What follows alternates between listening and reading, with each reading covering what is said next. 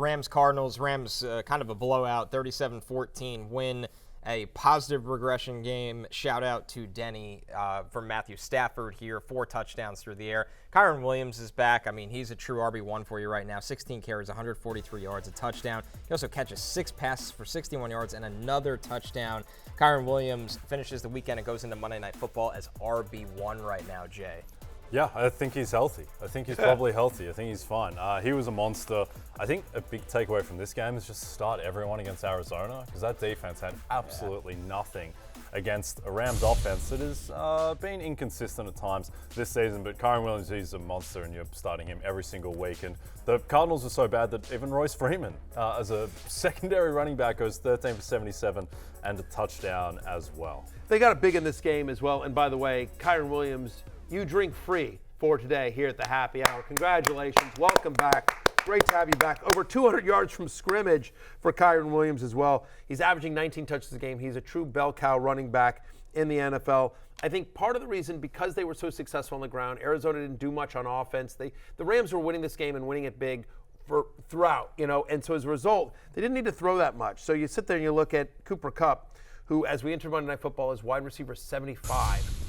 On the week. He's not right physically. He's not. He played 88% of the snaps. He did have 100% route participation, but just 5 targets. They didn't need to throw that much, and he was questionable coming into the game. I wonder if he was sort of decoy it. They were like, hey, we just want you out there, but we're not going to try to ask you to do much. We also didn't need you to do much because Kyren Williams was running over them so much as well.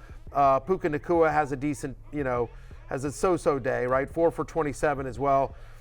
Their running game, their passing game did literally nothing in this one, but didn't need to.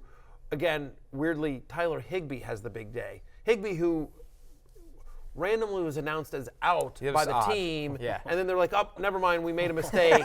He's actually in." Oops. It was a weird one. So I hope fantasy managers caught the correction, because the Rams did officially list him as out, and then they sent out a correction saying, no, he's actually active, and then Higbee had just a monster day there. Good day at the office there. I'm not yet worried about Kupp or Nacua, but again, it's another bad game for 2 guys that should be top 20 guys every single week, and neither guy is anywhere close to the top 20. Do you think it's just my take was it's just Kupp was less than 100% and they didn't need to throw?